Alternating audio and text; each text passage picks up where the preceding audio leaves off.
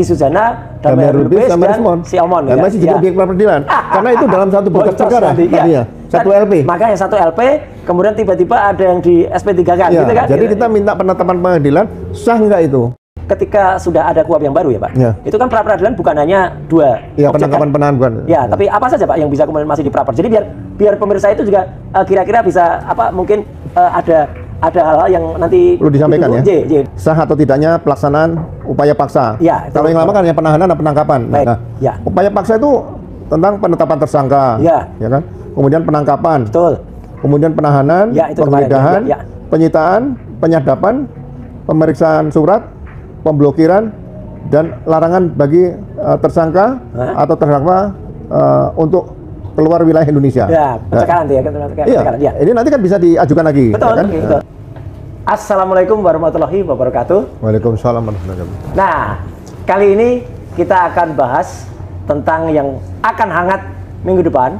Jadi minggu depan itu ada 2 peristiwa penting yang akan menjadi hangat, yaitu hari Selasa tanggal 7 Juli 2026, Pak Ugro, itu akan ada putusan, ya, pengumuman putusan dari Pengadilan Negeri Jakarta Selatan soal pra-peradilan yang pertama. Nah, ini kita harus sampaikan yang pertama. Ya, karena apa? Karena pada hari Jumatnya, meskipun hari Kamis itu ada sidangnya Dr. Tifa di Pengadilan Negeri Jakarta Timur, tetapi hari Jumatnya itu akan ada dimulai kembali sidang pra-peradilan yang kedua. Ya, jadi hari ini kita akan bahas bagaimana strategi yang akan digunakan dalam mensikapi hasil putusan dari sidang pra-peradilan yang pertama, dan juga bagaimana isi ataupun detail dari sidang pra-peradilan yang kedua.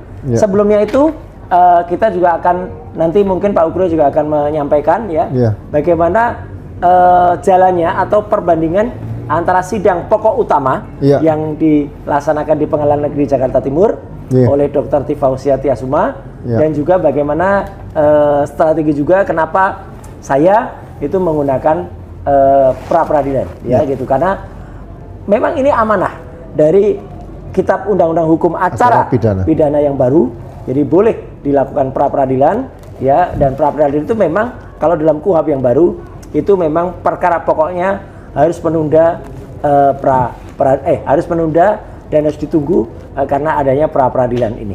Baik Pak Ugro, mungkin ada yang bisa Bapak sampaikan terlebih dahulu tentang strategi pra-peradilan ini, monggo.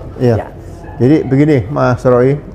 Selamat malam kawan-kawan sekalian. Jadi saya ingat saat hukum acara pidana yang lama Undang-Undang 881 dulu mulai dilaksanakan Jadi dulu ada forum namanya Forum Mahkejapol. Mahkamah Agung, Kejaksaan dan Kepolisian. Mahkamah Agung, Kejaksaan, Kepolisian ya. Nah, di situ selalu membahas hal-hal yang berkaitan dengan penegakan hukum. Nah, perkara yang dilaporkan, jadi perkara berbeda dengan berkas perkara nih Mas. Perkaranya bukan berkasnya ya. Saya membaca hukum acara pidana ini dan hukum pidana ini disebut perkara dan berkas perkara ternyata berbeda. Nah, seharusnya berkas perkara itu untuk Mas Roy, Bu Dr. Tifa, kemudian bersama 6 orang lainnya tadi, ada Rismon semuanya itu adalah satu berkas perkara.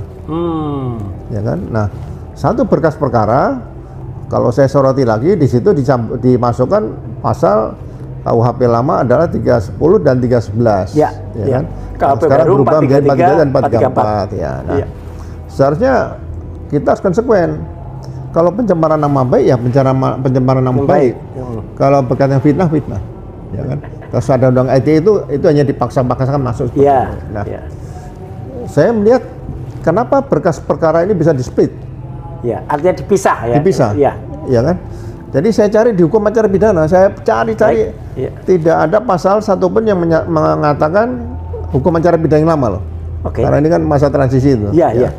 Tidak ada menyatakan seperti itu. Jadi ada di situ di KUHP yang lama itu di pasal 142 KUHP ya. Itu menyatakan begini.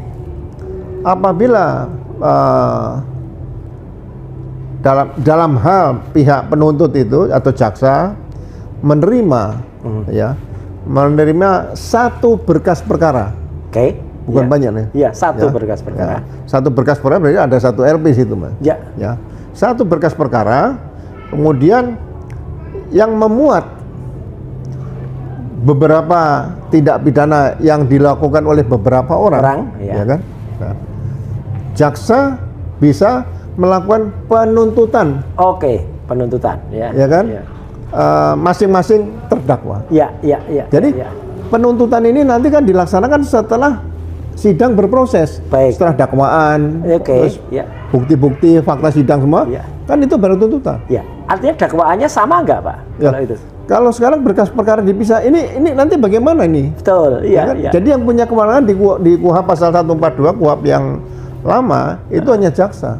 Baik, ya. Nah, kemudian kalau kita perhatikan ini pemisahan berkas perkara ini dalam rangka apa? Ya, Ya kalau berkas perkara ini dikatakan dipisah, ya kan seolah boleh dipisah. Sejak awal juga tidak mencantumkan dalam berkas perkara tersebut pasal 55 dan pasal Penyertaan, pasal 56. ya, itu penyertaan penyertaan. untuk membantu. Ya. Biasanya bahasa Belandanya itu delneming seperti Betul, itu. ya. Nah, ini sangat aneh sehingga kalau sekarang mau dipaksakan sidang, ya. Apakah jaksa mengetahui bahwa ini sebetulnya adalah pelanggaran hukum acara pidana atau jaksa juga mencoba udah dijalankan saja di sidang. Jadi ini nanti pihak penyidik, kemudian kejaksaan, penuntut umum sama hakim nanti akan melihat ini, ya kan? Nah, hal-hal seperti ini perlu diwaspadai karena gini, Betul. kalau sebetulnya hukum acara pidana itu tidak mempersulit siapapun lah. Iya, gitu. iya. Tapi kalau sekarang dibikin berkas perkara seperti ini, nah faktanya sekarang terjadi berkas Mas Roy, Ya, ada pra peradilan. ya. Nah, berkas perkara Dokter Tipa Lanjut, ya, lanjut. ya. Padahal LP-nya sama. Betul. Nah ini bagaimana? Apakah salah satu diberhentikan atau dilanjutkan? Nah, ini untuk pembelajaran ke depan sangat baik situ, ya kan? Jadi bagi saya ya mungkin kalau yang tepat seharusnya ada putusan selah, Ya. menunggu putusan pra peradilan yang masih akan dilanjutkan Baik. oleh berkas Mas Roy.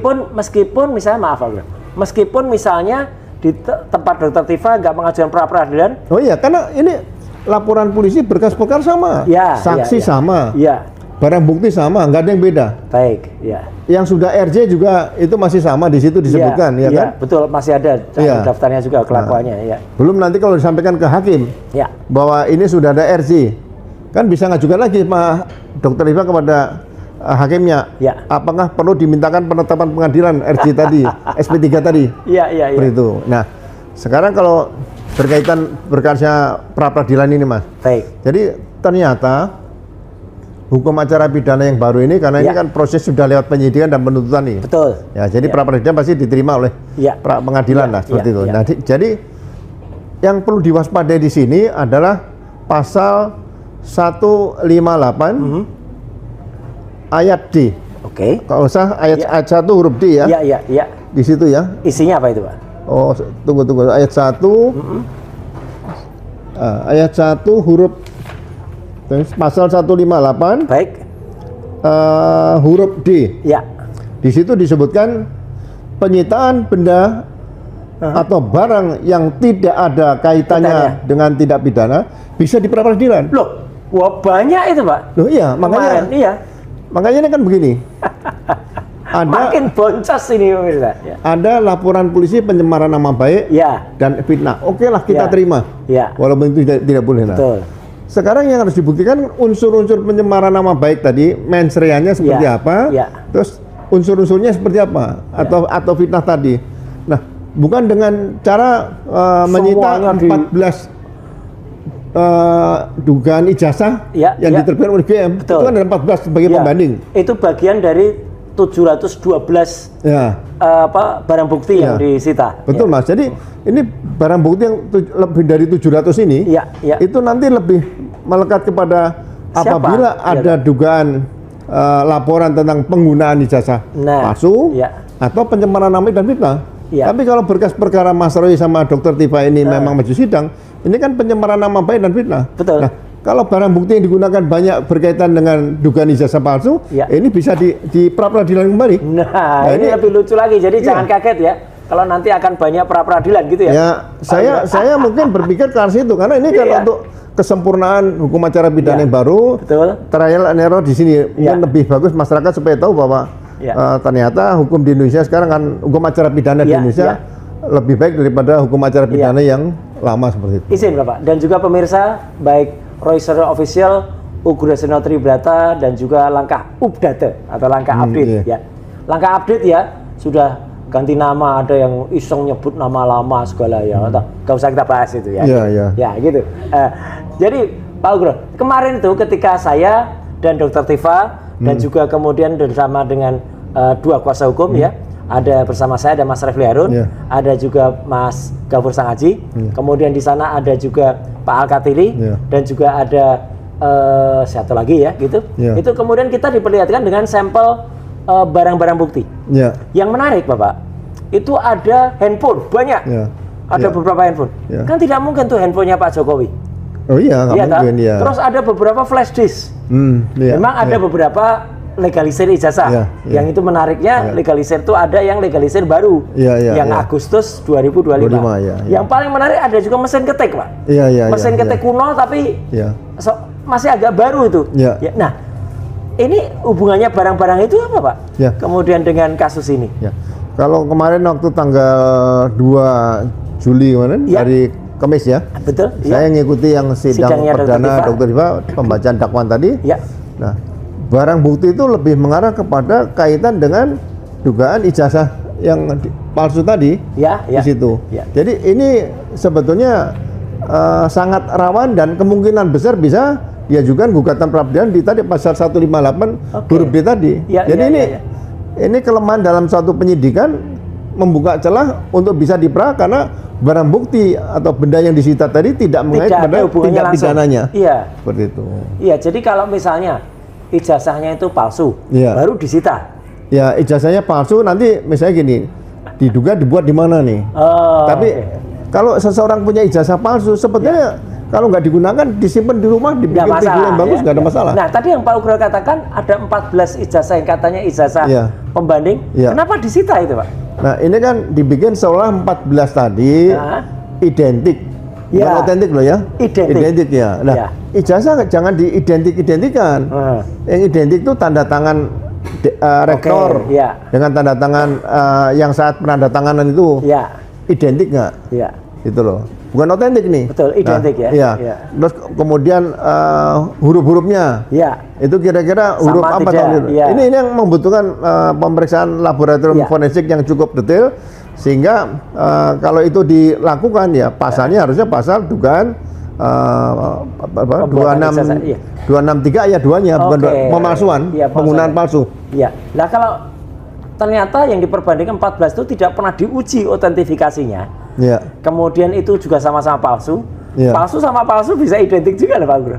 Loh makanya ini kan nanti sensitif gini. Jadi makanya saya lihat ya kita memberikan edukasi pada masyarakat. betul. Kita melakukan kritik itu dalam rangka membangun polisi ke penyidik lah, Ya. penyidik, penuntut umum ya yang ke depan mungkin lebih sempurna, lebih Ya, baik, lebih betul. profesional gitu. Ya. Kan saya juga bisa melihat ini salah satu studi kasus saya yang saya Ya. analisa Mas. Ya. Kasusnya Sekjen PDIP Mas Hasto. Oke, ya kan? ya. Itu disebutkan OTT Harun Masiku. Loh, OTT-nya nggak ada. OTT, iya, operasi tangkap tangannya kapan? Tidak Gitu ada kan? ya kan? Kemudian di situ kemungkinan gratifikasi Iya. oleh komisioner KPU, Iya. ya kan? Oke lah diproses komisioner KPU, tapi apakah sesuai dengan barang bukti yang disita? Iya. Karena itu masih menggunakan KUHP yang lama, ya iya, kan? iya. Kemudian udah proses selesai persidangan, Iya. masih mencari yang lain nggak bisa. Jadi kalau korupsi seperti contoh juga sama Nadiem sekarang ini, kemudian Pertamina, Iya. itu juga harusnya semua pelaku dalam satu berkas. Pertamina itu Bukaren ya? Kasusnya Bukaren juga sama. Oke. Masa sendirian nggak mungkin korupsi kan Oh, mungkin iya, sendirian seperti iya, itu. Jadi menurut saya ya mungkin saya punya pemikiran agak out of the box sedikit Mas, ya kan. Siapa sebetulnya yang punya hak paling mendasar, paling kuat untuk menjadi penyidik tindak pidana korupsi di Indonesia? Itu harusnya ditentukan oleh Iya, presiden iya, sekarang. iya. Karena Oke. jangan sampai sekarang ada KPK, Iya, ada ada kejaksaan, ada kepolisian. kepolisian. Siapa yang paling kompeten di situ? Iya. Nah ini bertanggung jawab sehingga semua langkahnya itu nanti lewat satu pintu seperti itu. Dulu kabarnya akan diatur mengingat nilainya dulu Pak, yaitu nilai sekian itu kepolisian, nilai sekian sampai sekian itu KPK, nilai sekian sampai sekian kejaksaan. Jalan nggak itu Pak dulu kabarnya?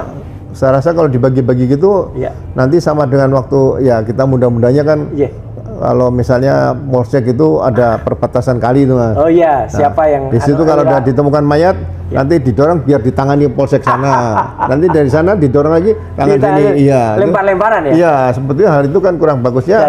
Dan kan kadang-kadang kalau korupsi itu bisa juga nilai pertama yang terungkap pada saat OTT katakanlah. Itu akan berkembang setelah ditemukan yang lain-lain gitu kan. Iya. Jadi nggak bisa tahu. Jadi jangan disebutkan misalnya APBN-nya 1T, korupsi 1T enggak. Di situ kan sudah dijalankan mungkin korupsi ya mungkin 50% lah, mungkin 500 miliar seperti itu. Baik. Bapak, kembali ke pra-peradilan ya. Jadi kalau seperti kemarin, ini kita nggak berandai-andai ya pemirsa, nggak juga kita meramal, apalagi berjudi. Nanti nggak boleh kita berjudi. Hari Selasa, tanggal 7 Juli yang akan datang itu kan ada putusan dari pra-peradilan yang pertama. Yang kemudian waktu itu jelas ada fakta persidangannya adalah yang terungkap bahwa surat penangkapan, kemudian surat penahanan, kemudian surat penggeledahan itu semuanya menggunakan KUHP baru. Padahal pihak termohon yang diwakili Divkumnya dari Polda Metro Jaya itu menandaskan semua itu berjalan dengan KUHP lama. Nah, jadi itu fakta, jadi tidak cocok di situ. Kemudian yang kedua yang menarik adalah statement dari ahli yang dihadirkan oleh pihak termohon. Dalam hal ini Pak Aristo Pangaribuan. Ya, Pak Aristo sendiri menyatakan di depan sidang di bawah sumpah ya bahwa apa yang ada kemarin itu adalah karena itu beda KUHP-nya, maka beliau mengatakan cacat formal. Meskipun di luar Pak Aristo kayaknya berusaha meng-counter atau mengkoreksi, itu bukan cacat formal, itu cuma salah ketik gitu. Tapi kan statementnya di depan sidang dan ada di bawah sumpah itu.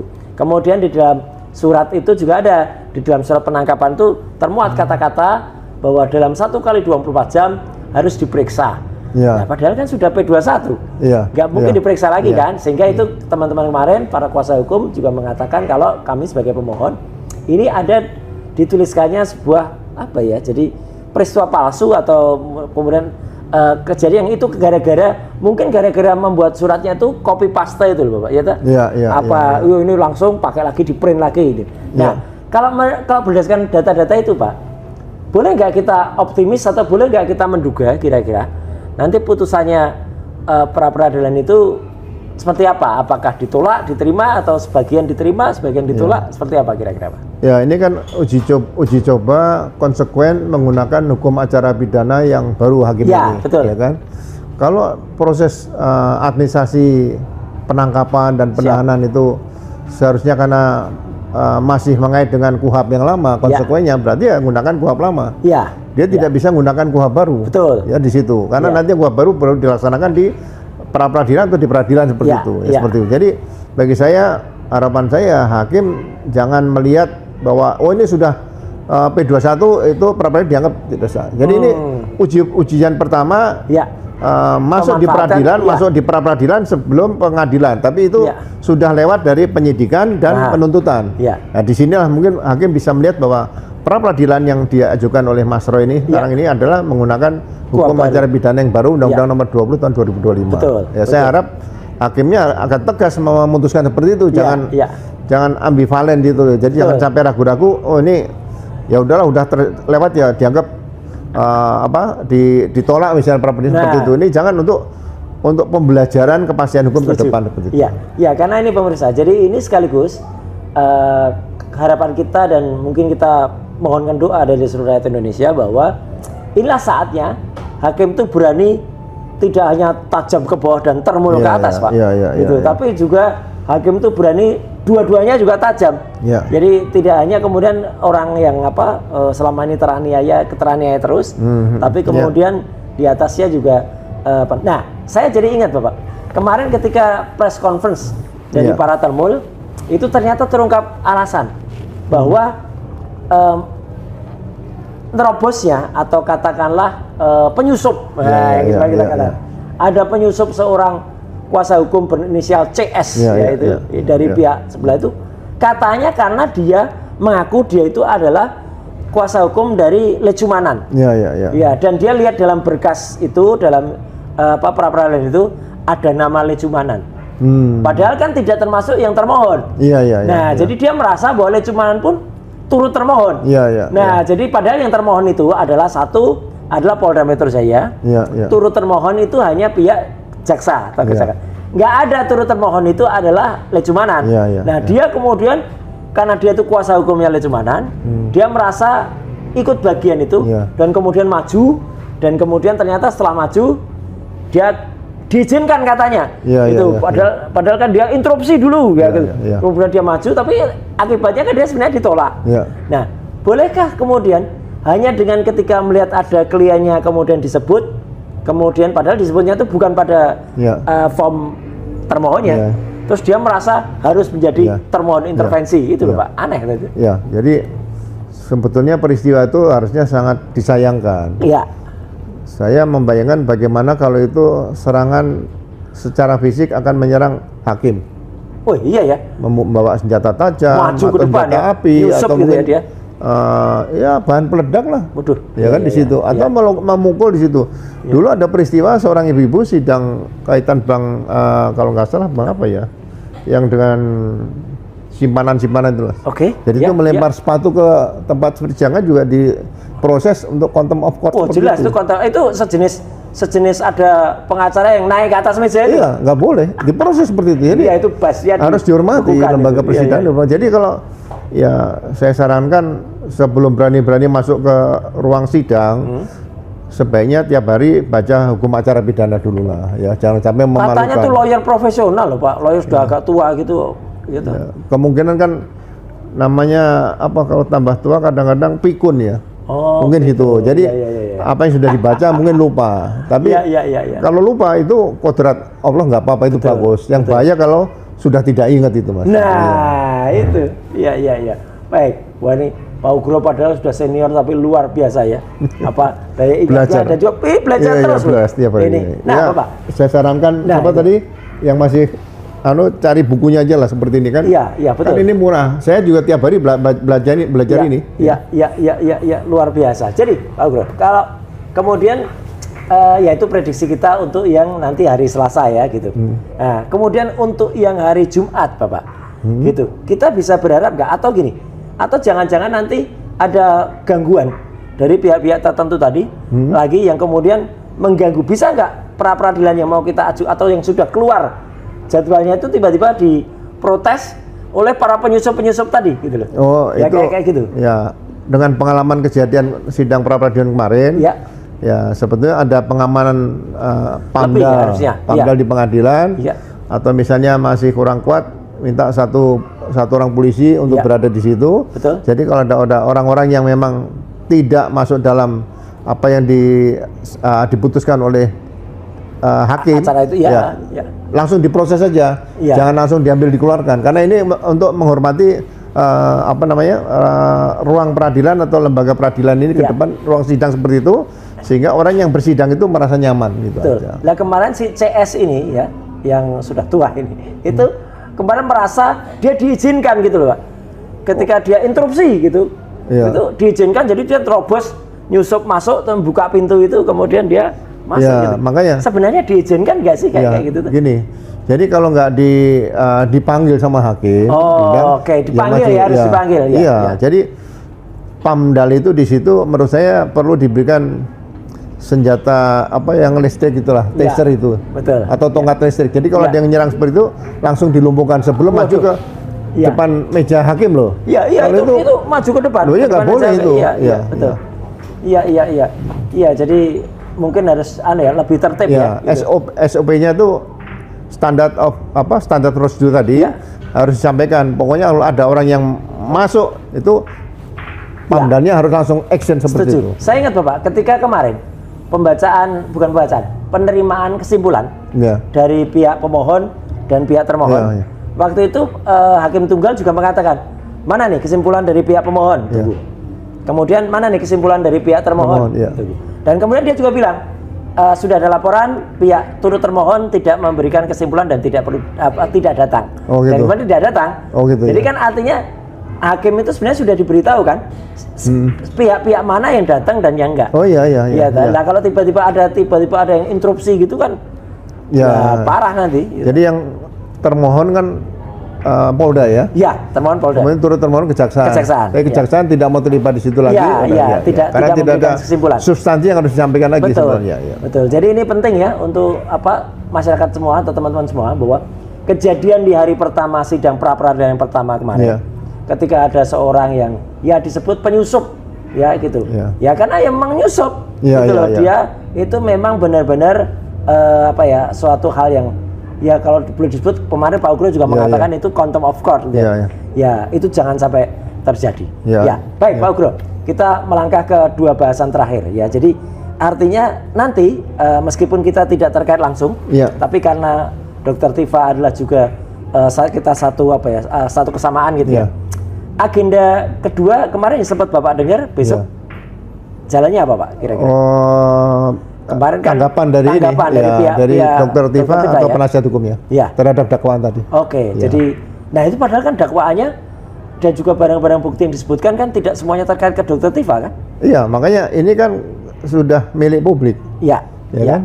Jadi sebetulnya satu berkas perkara Mas Roy sama Dr. Tifa ini, karena dibikin dua berkas perkara, ya ini perkara yang disampaikan pasti ada yang asli, ada yang dilegalisir. Ini kan gabungan asli semua. Jadi memang ini yang perlu keputusan ya mungkin dari Ketua Mahkamah Agung, dari pihak Hakim Pengadilan Jakarta Timur ini minta petunjuk. Ini baru sekali terjadi karena dalam berkas perkara penyidikan itu tidak bisa di-split. Yang bisa di-split nanti kalau yang saya katakan tadi karena menggunakan KUHP lama adalah pasal 142 KUHP yang lama. Jaksa bisa melakukan tuntutan. Bukan dakwaannya, tuntutannya. Tuntutan terhadap masing-masing terdakwa. Itu loh. Tapi dakwaannya berkas perkara dipisah atau di-split ini tidak diatur di hukum acara pidana. Ini menarik sekali bagi saya. Kita tunggu nanti perjalanannya, mudah-mudahan ada ya semacam keputusan dari Mahkamah Agung begitu. Bisa apakah ada kemungkinan Pak? Karena di saya itu ada pra peradilan. Kemudian kalau ternyata nanti hapusan itu harus bersama-sama. Sidangnya Dr. Tifa berhenti dulu. Kemungkinan besar ada. Kalau enggak kan nanti Jokowi bisa datang 2 kali kan gitu. Oh iya, semuanya saksi 2 kali. Ya kan? Terdakwa 2 kali. Kemudian seluruh pemilik barang bukti yang disita 2 kali juga kan? Makanya saya bilang yang dikatakan sama penasihat hukumnya Bu Dr. Tifa, Pak Katiri, ini bisa makan waktu 2-3 tahun ini. Sampai 3 tahun katanya gitu.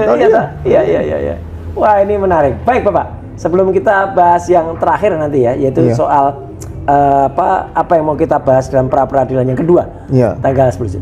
Jadi sebenarnya ketika sudah ada KUHP yang baru ya Pak, itu kan pra peradilan bukan hanya 2 objek penangkapan penahan bukan. Tapi apa saja Pak yang bisa kemudian masih dipraper. Jadi biar pemirsa itu juga kira-kira bisa mungkin ada hal-hal yang nanti perlu disampaikan disampaikan gitu ya. Supaya Bapak, mohon maaf ini, supaya kita juga bisa tahu bahwa ini kok sebentar-sebentar praper, praper kok cuma sebentar. Bukan gitu. Jadi saya baca pasal 158 KUHP nih yang baru nih. Satu, ini yang pertama nih, ini sama dengan KUHP yang lama. Sah atau tidaknya pelaksanaan upaya paksa. Kalau yang lama kan yang penahanan dan penangkapan. Sekarang kalau upaya paksa itu kan di pasal yang depannya ada 89. 89 kan cukup banyak itu ada. Berapa nih bentar nih? Yang itu yang kemarin kita paparkan kan itu. Nah, upaya paksa itu tentang penetapan tersangka. Ya kan? Kemudian penangkapan. Kemudian penahanan, penggeledahan, penyitaan, penyadapan, pemeriksaan surat, pemblokiran, dan larangan bagi tersangka atau terdakwa untuk keluar wilayah Indonesia. Pencekalan tuh ya kan. Ini nanti kan bisa diajukan lagi. Betul. Ya kan? Itu cukup banyak di situ. Nah, yang kedua, setelah upaya paksa tadi adalah sah atau tidaknya penghentian penyidikan atau penuntutan. Oke. Ya, ini kan masih ada penghentian penyidikan 3 orang nih. Iya, betul. Itu bisa diperah lagi. Iya, artinya Egy Sujana, Damai Lubis sama dan Rismon. si Omon. Dan ya? masih jadi Iya. objek peradilan. Karena itu dalam satu berkas Boncos perkara nanti, iya. tadinya. Satu Dan LP. Makanya satu LP, kemudian tiba-tiba ada yang di SP3 kan, Ya, gitu kan? jadi Gitu. kita minta penetapan pengadilan sah nggak itu Oke, ya makin seru ini, Pak. SP3-nya. Iya, iya, Nah, makin seru. kalau sah berarti laporan polisinya bagaimana? Itu Ya. perlu diajukan pra peradilan. Kalau tidak sah, tarik Ya. lagi mereka. Kalau tidak sah, ya mereka harus masuk dalam kelompok ini, terdakwa juga. Iya, iya, iya. Tapi iya. kalau dinyatakan sah, Ya, terus kemudian dimintakan penetapan pengadilan, Pengadilan, ya. berarti berkas perkara Mas Roy sama Dokter Tipa Ya. dinyatakan tidak bisa diajukan sidang. betul, karena Ya. sudah dihentikan kan, Ya, gitu. tapi Ya. itu laporan kaitan dengan pencemaran nama baik dan fitnah, Baik, iya, iya. bukan ijazah palsu. Iya, kan? iya, iya, iya. Kemudian yang C, permintaan ganti rugi atau rehabilitasi bagi seseorang yang perkaranya berkaitan permintaan Ya. perkara dihentikan tadi ya. Ya, ya, Nah, ya. Kemudian yang D ini bagi saya dia yang terbaru ini yang sangat Baik. menarik. Ya, Nah ini untuk pelajaran kita semua lah Siap. penegak hukum. iya. Penyitaan benda atau barang yang tidak ada kaitannya dengan tindak Nah, pidana. itu tadi, ya kan? Mesin Yang tik, ada mesin tik, dokumen, ada handphone, ada flash disk. flash disk Ya itu. kan nggak mungkin itu miliknya Jokowi kan? Nah, Gitu. terus ya. dokumen ijazah. Ya, ya. Kan nggak ada kaitan dengan pencemaran nama baik. Iya, betul. Gitu loh. Kemudian penundaan terhadap penanganan perkara Ya. tanpa alasan yang sah.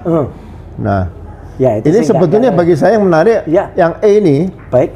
itu kan sekarang ada SP2 lidik. Ya, ya penghentian Surat perintah penghentian penyelidikan. Nah, Penyelidikan, ya. Surat perintah penghentian penyelidikan ini di KUHP, Ya. itu belum diatur di bisa untuk mendapatkan kepastian hukumnya di mana? Karena untuk mendapat kepastian hukum itu adalah SP3, Ya, surat ya, perintah penghentian penyelidikan. ya di Nah, level sidik ya, Iya. bukan level lidik, iya. ya kan? Iya. Nah, jadi ini yang huruf apa tadi yang huruf Terakhir tadi 8. oh bukan ya. Ya. Yang huruf E tadi, Iya, iya. ini objeknya menurut saya salah satu yang bisa tepat adalah surat perintah penghentian penyelidikan, ya kan? Saya juga ada laporan saya yang dihentikan penyelidikan juga ada, Mas. Ini nanti akan kita Bisa coba di ke sana. Praper juga. Iya. Iya. Ya. Kemudian penangguhan pembantaran penahanan. Oh, nah, ini iya. bisa lagi. Iya, karena Apakah kemarin Mas Roy, Dr. Iwan itu atau dibantarkan tidak? Iya, betul. Ya kan? Karena kan waktu ini di harus rumah dihitung. sakit ya. Iya, Walaupun itu sebenarnya juga menyalahi apa namanya? Aturan. Penyerahan tahap 2 itu tidak Iya. perlu ada penangkapan penahanan, ya kan? Kecuali sudah dipanggil 2 kali berturut Iya, tidak hadir iya. dan sebagainya. Itu pun kalaupun penahanan hanya 1 kali 24 jam. Iya, Tidak ini- bisa lebih dilakukan penahanan seperti yang normal 20 hari Betul. begitu. Makin boncos nih banyak Iya. banget ya. Jadi- Objek yang bisa dipraperkan. Objek untuk pra peradilan menurut saya ini lebih luas. Baik, gitu, ya. baik. Baik, yang terakhir Bapak, ini menarik ini. Mungkin belum banyak dibahas ya di podcast sekarang. Kita mendengar ini baru dugaan ya. Iya, Mas. Katanya ada apa ya? Tapi mekanismenya belum tahu. Katanya Jokowi mau mencabut laporannya soal pencemaran nama baik, ya. Tapi jangan senang dulu. Justru karena Jokowi mencabut laporannya soal fitnah dan pencemaran nama baik, maka yang nanti berjalan itu pasal 32 dan 35 karena itu bukan laporan dia. Ini bisa nggak kayak gitu? Jadi itu kan karena itu bukan delik aduan, itu delik umum kabarnya Iya. gitu. Jadi justru yang dia mau cuci tangan, Pak. Iya, Gitu. iya, Jadi dia mau cuci seolah-olah bukan saya loh ya yang lapor gitu. Iya. Saya tidak melapor. Gitu ya, karena itu bukan saya lagi. Jadi Iya. dia nyabut. Iya. Tapi kemudian yang jalan tuh pasal 32 35 yang ancaman hukumannya 8 tahun dan 12 tahun gitu loh, Pak. Iya. Ini gimana, Pak, kok ada skenario yang menurut saya malah jahat kayak gitu. Iya, makanya jadi laporan yang memenuhi unsur sebagai pelapor Ya. yang diatur dalam hukum acara pidana adalah laporan Jokowi yang merasa sebagai korban. Betul. Tapi yang Fitnah, lain kan nggak dianggap, Nah, itu iya. ya kan? Mereka masa ada tetangganya dibunuh, ini yang tetangganya satu lapor, Pak, wah saya nggak terima tuh tetangga saya dibunuh, kan nggak mungkin. Bahkan di dakwaan kan sebenarnya 3 pelapor yang lain, Iya. Lecumanan, Andi Kurniawan dan juga Samuel Sweken. Samuel Sweken itu kan sudah nggak ada Di-drop. lagi di Di-drop drop kan? ya, di-drop ya. Makanya kalau Pak Jokowi, kalau Pak Ya. Jokowi jangan berpikir Pak Jokowi nih ya. Ya, Kalau ya, Pak Jokowi mencabut minta kepada hakim, Ya. minta supaya dicabut, Ya, ya, tidak dilanjutkan. Kan dia wah seolah-olah kayak agung sekali Ya, gitu, apa jadi- bijak gitu kan gitu. Jadi memberikan masukan, Ya. Bapak sudah ada RJ. Ya. Saya minta RJ ini adalah sudah ada surat penghentian penyidikan. Ya, Jadi ya, mohon dihentikan penyidikan, Ya. semua tersangka atau terdakwa dihentikan, itu bisa. Ya, Tapi ya. kalau hanya resmi mencabut LP ya itu agak aneh karena sudah ada apa namanya RJ tadi. Sudah ada RC, sudah ada SP3, Ya. kemudian dia Ya, tiba-tiba jadi- nyabut, dan makanya kalau misalnya sekarang yang 3 sendiri, Lecu, Andi Kurniawan dan Maret Selesaikan itu sudah di drop. Di drop ya. Kemudian Jokowi mencabut. Ya. Lah terus Habis. 3235 itu yang lapor siapa, Pak? Loh, soalnya kalau dikaitkan dengan RJ yang 3 orang saja, laporan polisi ini udah selesai. Betul. Nah sekarang kamu dicabut lagi, berarti selesainya 2 kali, ya kan? Nah, ini yang menarik kasus ini untuk dilakukan penelitian, dianalisa ke depan nanti, jangan sampai terjadilah. Jadi ya saya berharap alat negara penegak hukum ini baik penyidik, kemudian jaksa penuntut umum dan hakim nanti ke depan ya bertindak sesuai dengan hukum acara pidana yang baru. Ya sehingga masyarakat kan merasa dilayani, dilindungi, diayomi, kan lambang pengadilan pengayoman. Pengayoman, betul. Ya, jadi pengayoman ini benar-benar diberikan kepada semua pihak yang berperkara lah di situ, yang berhadapan dengan hukum seperti itu. Baik, terima kasih Pak Ugro. Jadi kita dengarkan tadi ada pesan dari Pak Ugro yang sangat bagus. Jadi orang itu jangan sampai kemudian lupa atau pikun. Ya kan? Pak Ugro ini meskipun lahirnya, maaf ya Pak Ugro, tahun 56 ya, tapi kan beliau itu masih sangat smart ya, masih sangat tegas itu. Jadi kalau udah merasa berusia, kan katanya dewasa itu pilihan, tapi tua itu pasti Pak. Jadi bagi para orang yang kemarin termasuk yang nyusup itu, mungkin dia termasuk golongan orang tua Pak. Gitu. Jadi orang tua itu bisa pikun tadi Pak, gitu. Jadi meskipun sudah tua, jangan pikun ya, jangan terobos lagi ruang sidang, ya gitu. Apalagi mengaku-ngaku atau minta sebagai termohon intervensi, ya. Orang tua, jangan pikun, jangan mengaku-ngaku termohon intervensi. Siapa Pak? Ya, apa saya bilang gini? Saya ini kan generasi yang mengalami dipimpin oleh kepala negara. Ya udah dari awal. 7 mulai dari Bung Karno, ya Pak Harto. Pak Habibie. Bung Karno enggak? Pak Harto. Bukan ya, Pak Harto. Iya. Oke, iya. Kan? Tapi kan Bapak sudah lahir. 8 ya, betul. Iya, Bapak sudah lahir sama Bung Lengkap Karno. Iya. Sampai Mau ngaku 8. muda aja, Bapak. Oh iya. Yang 8. Iya. Nah, Kapolrinya itu ada 15. Siap. Jadi kalau saya bicara dengan perjalanan Kapolri dan Presiden itu, ya saya ingin mengajak begini Mas. Jadi adik-adik saya lah di Polri tadi ya. Ya ini penting nih pesan. Gini, karakter integritas itu harus dipertahankan bagi insan Tribrata Catur Prasetya Mas. Jadi tahun 77, 76 itu Mas. Ada kasus tindak pidana korupsi yang dilakukan oleh salah satu petinggi kita di Mabes Polri Mas. Oleh polisi. Iya. Itu saya waktu itu masih sebagai taruna akabri kepolisian. Itu juga malu. Iyalah, pastilah. Itu hanya satu peristiwa. Iya. Jadi jangan sampai ya saya harapkan Polri ke depan ada lagi hal-hal yang berkaitan dengan hal-hal yang bisa merusak citra kepolisian ya, terutama yang berkaitan dengan tidak pidana korupsi atau tidak pidana lain yang tidak terpuji. Jadi kita juga sebagai purnawirawan ya pasti merasakan sedih dengan kejadian beberapa peristiwa yang kemarin terjadi yang dengan kaitan narkoba, dengan pembunuhan dan sebagainya. Jadi ya saya sangat-sangat berharap kembali kepada Polri sebagai alat negara yang modern, profesional dan kembali dicintai oleh rakyat Indonesia seperti itu. Ya, baik. Jadi ini tadi pesan Pak Ugro, sekaligus pesan ini memang sangat tepat disampaikan oleh beliau di bulan Juli ini. Karena 1 Juli kemarin adalah Hari Bayangkara ke-80. Jadi moga-moga ini bisa didengarkan oleh junior-junior Pak Ugro dan juga oleh seluruh masyarakat. Dan usia 80 jangan makin membungkuk, harus makin tegak. Wah. Ya harus tegak, lurus. Bapak kalau tegak senang nanti. Loh iya, saya harus tegak terus. Iya, jangan diteruskan pemirsa, karena nanti bisa beda pemikirannya. Terima kasih semuanya. Wassalamualaikum warahmatullahi wabarakatuh. Waalaikumsalam warahmatullahi wabarakatuh. Ntar tegak lain nanti.